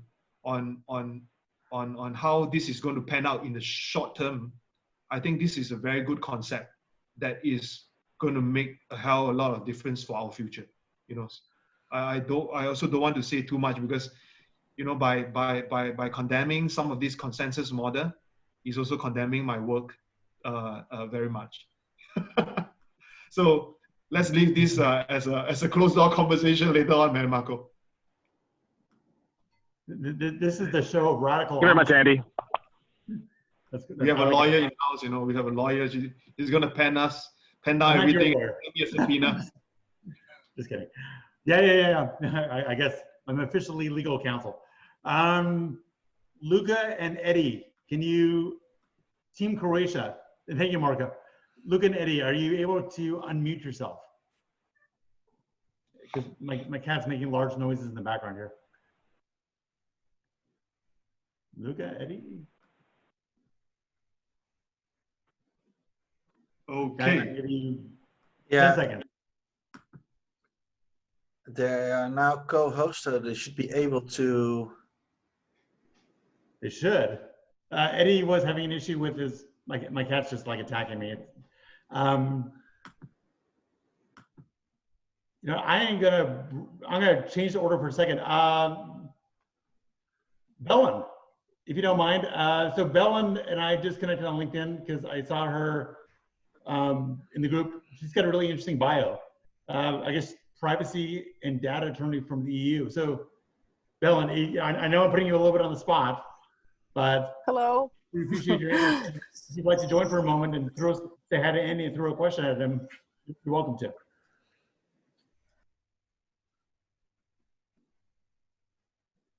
Oh, and unmute yourself.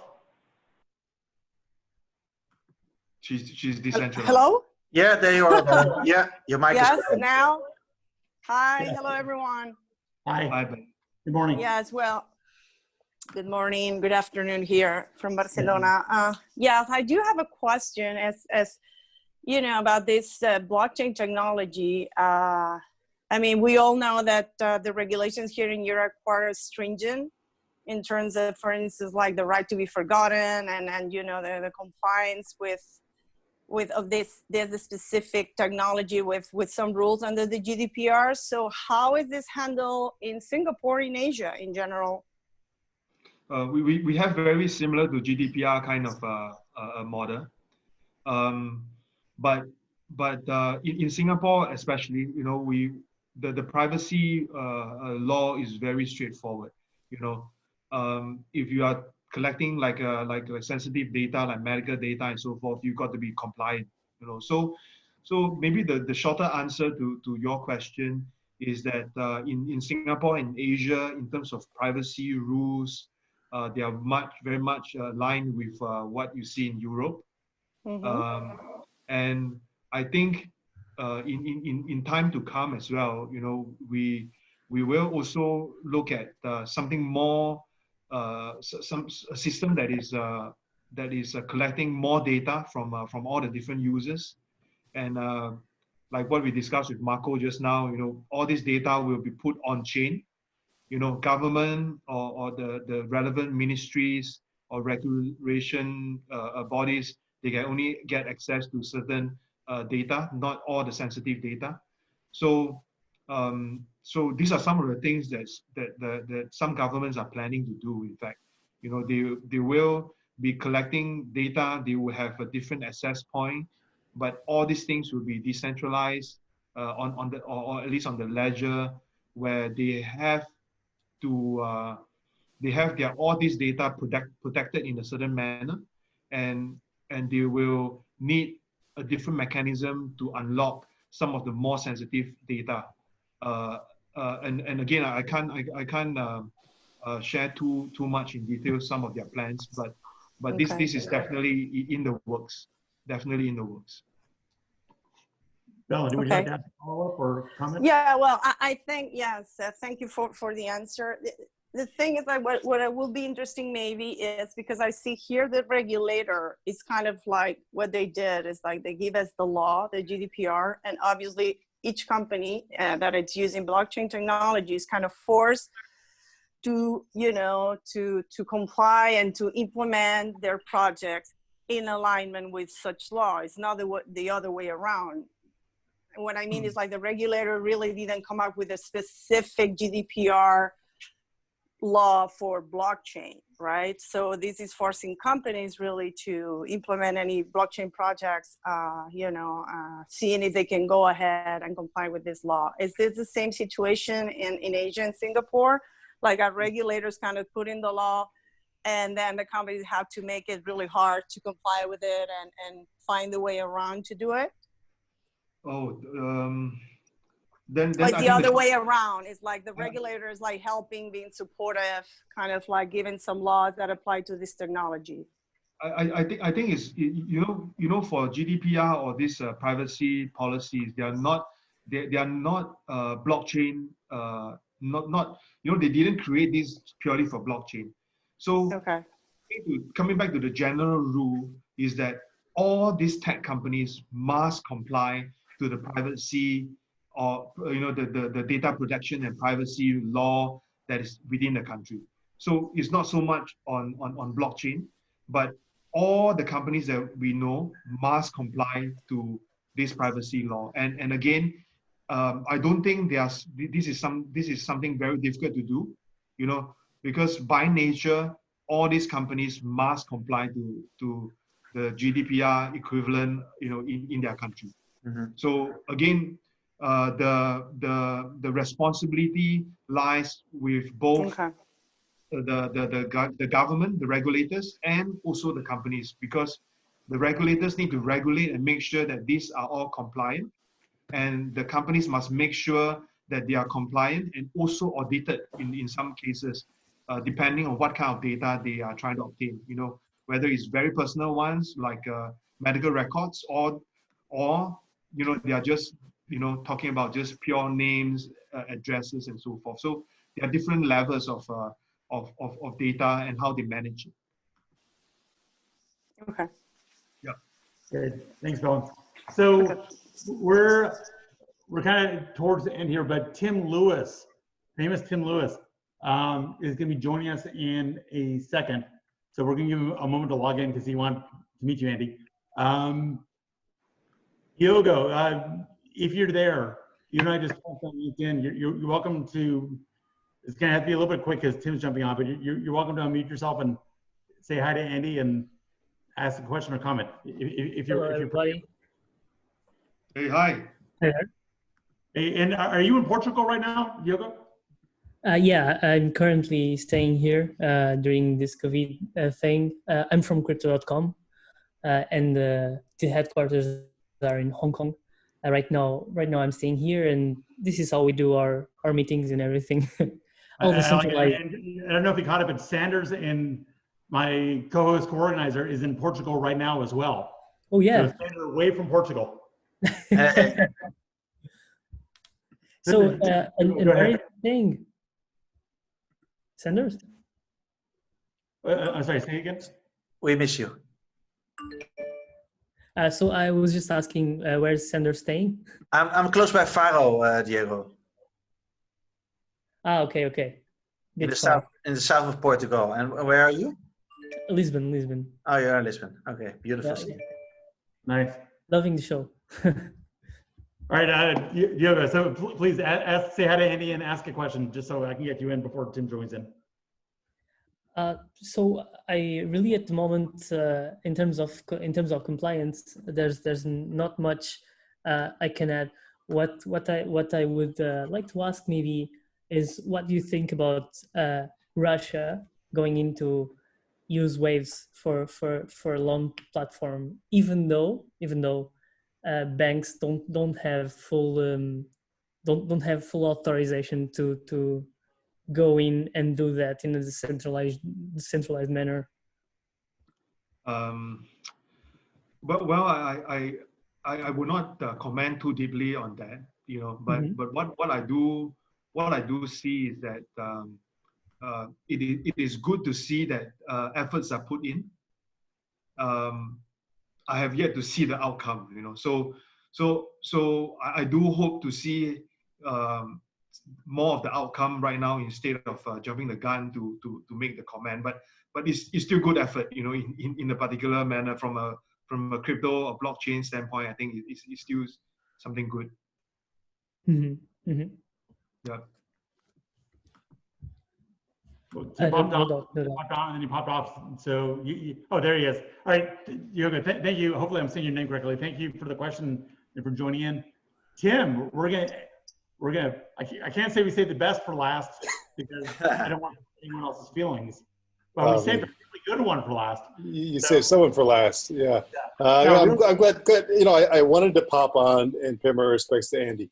So, Andy, how are you doing? You know, legend in the field, and it's good to, you know, I don't believe that, I'm not sure if we've ever met in person. I mean, I've been traveling for the last 6 or 7 years doing the blockchain thing, and as you know, it just gets so busy and moves so much. But, you know, really excited to know that you're building a relationship with Gordon and Sander, and you know, a lot of respect for the work that you're getting completed out in Singapore and abroad. So wanted to pop in and say hello. So not sure what you guys have covered so far. What have you guys been talking about? Wow, some really sensitive ones and some fun ones, and you know, we are all here to talk and discuss about things. So let's have more chats. You know. Well, what's the status of supply chain usage for blockchain technology? Where are you guys at with Linfinity? What type of clients have you guys been operating with? So maybe a bit of background then. So we used to run a supply chain blockchain company. We have clients from tobacco companies and wine companies, and then we have also done pilot trials of government, leading brands, and so forth. In the supply chain space, you know, we have also helped a listed company to go into go full on for using blockchain for some of their business processes. But for the product that we have developed back then is to make traceability a bit more interesting. You know, we talk about from farm to table, and also to recycle. You know, because when we talk about wine, high value price wine, the main issues with authentication is not is not at where you open up the wine.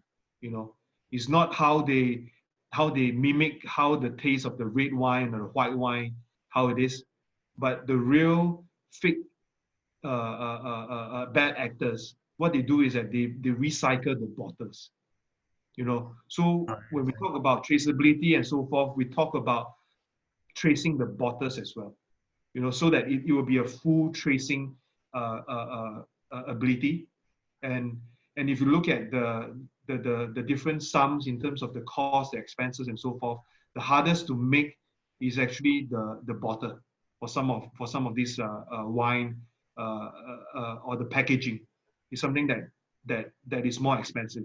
The ingredient inside, you know, because our clients are from China, so the ingredients inside the white wine and so forth, the alcohol content, the taste, all of this can be reproduced, you know, but the bottle is the one that is very hard to reproduce. So our solution back then was to trace from the source all the way to recycle.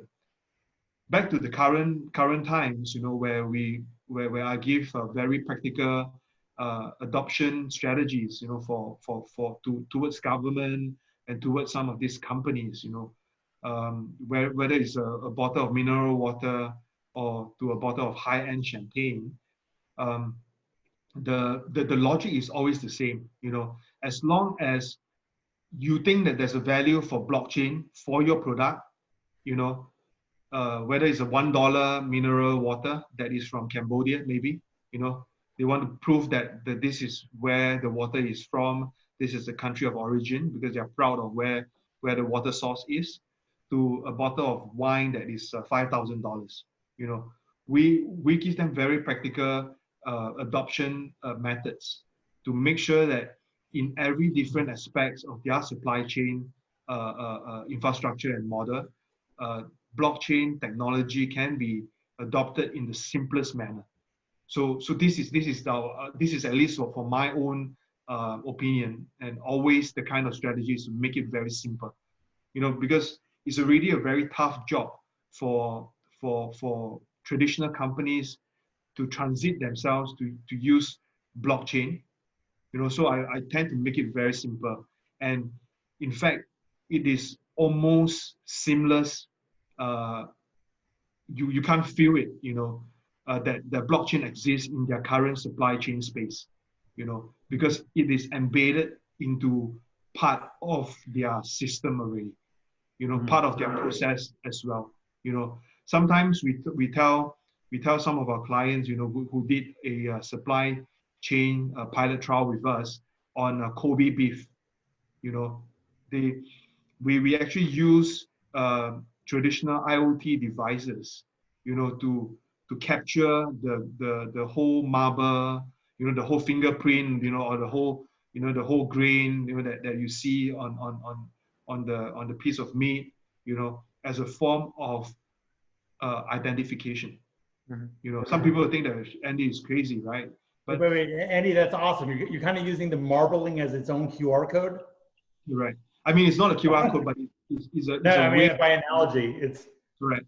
Correct. So if you look at it from that perspective, companies will be very, very open to look at how the technology is going to work.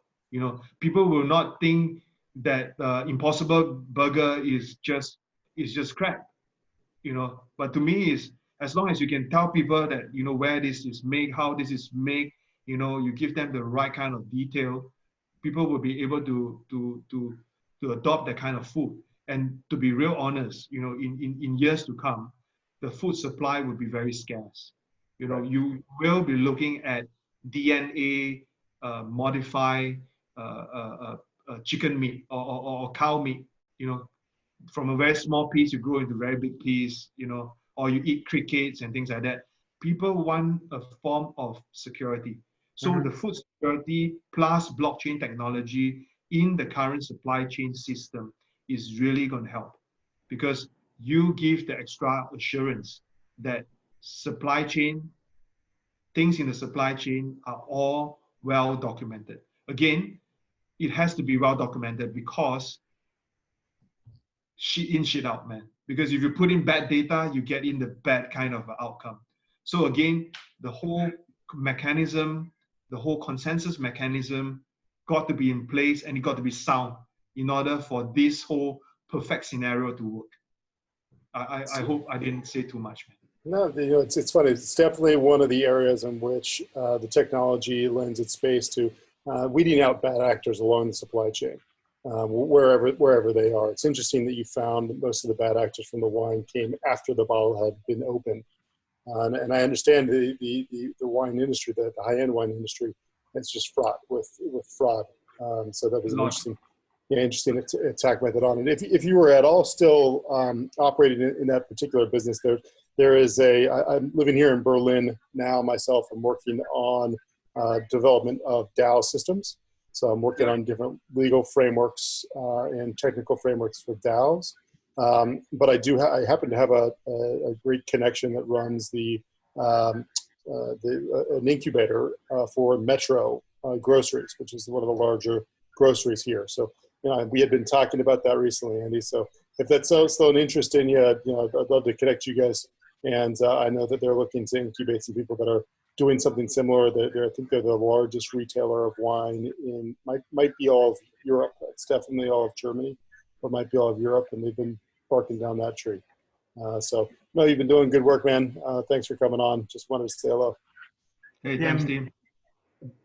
Sorry, I Thanks. interrupted you, but Tim, I know you're slammed. I appreciate that you showed your face and engaged in dialogue and asked good questions, and I'm glad you two connected. And Andy, sorry, I verbally stepped on you, but you got a lot of fans. No, let's talk a lot more on the Telegram. Like I always tell all my friends and my partners and so forth. Right now, I'm in a stage in my life where creating companies, incubating companies, that's more like a hobby sometimes. I really want to be part of a unicorn. I really want to. I can even work for a unicorn, because there's no way, and let's be very practical, that I can create a brand new unicorn on my own, and that's a tough job, yeah.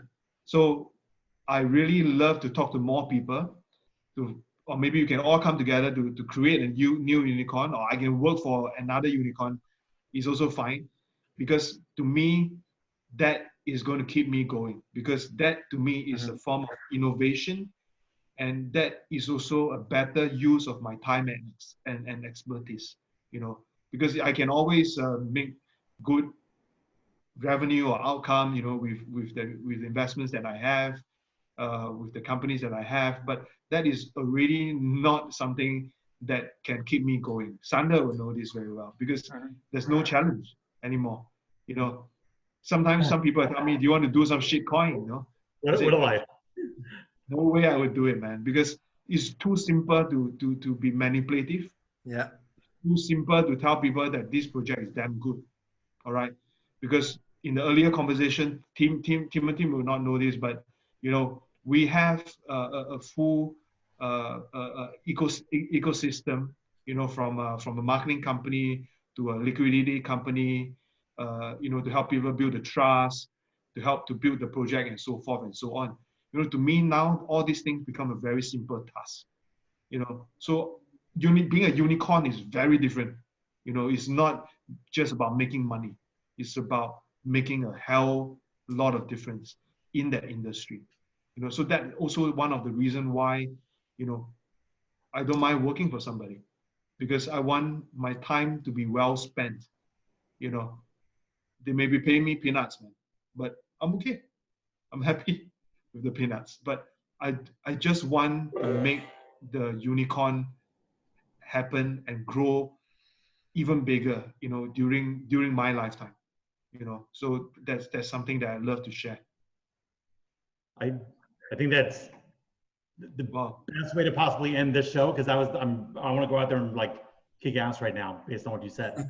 So you jazzed me up a lot. Sander, thank you so much for introducing us to your friend Andy. To be honest, I didn't know about him, and now I do. And now I feel like the biggest thing going on is something that eluded my gaze, but now I'm aware, and I think a lot of us feel this way. So thank you, and I'll pass it back to you. And Andy, Sure. thank you. Yeah, and you're more than welcome, Gordon. And like I said to you in our pre-talk when we were discussing, okay, who are going to be our guest speakers within the next couple of weeks and months, and what ideas do we have, because we want to take this not only online, but maybe in the future we will do networking events, because this is our payback to the industry. We connect people. If they can do business, great. If they can share insights, that's great. This is how we can all help each other and work on a bigger purpose. And like I said, Andy's not only my personal friend, but he's also my #1 guy when I want to bring something to Asia, or if I want to get something from Asia to the European market, or maybe US market also. This is the guy to go to. So I'm happy to connect him to you, Gordon, also to friends like Timothy and all the other speakers that were participating in today's show. So maybe as a quick closeout on this call, let me reach out to the audience that were participating in the live stream. We really appreciate you and that you're participating every week. So keep on joining and keep on coming back. Next week we are here, same time. For everybody that's watching the recording, thank you also for that. And please share the link so we can build the community on our YouTube channel. And please join also our Telegram channels. to our main speaker today, Andy, my friend. I really appreciate you. I know that you're really busy running all your businesses in and outside Asia, and that you're still able to spend at least a couple of hours with us. And that excludes the pre-interview that we did a couple of days ago. I really appreciate you, and thanks for being a friend. I also want to say thanks to Tim. Thanks for popping in. I know that you're busy also with all kinds of ventures, but I'm happy to see you also again. So for everybody, for now, I wish you a good day. I'm going to say bye from Faro in Portugal. Next week, I will be back in Amsterdam, and we look forward on behalf of Gordon and myself to see you all next week. So have a good day, everybody, and we see each other soon. Bye-bye. Thanks, everyone. Good Bye. job. Thanks, Senator. Thanks, Andy. Thanks.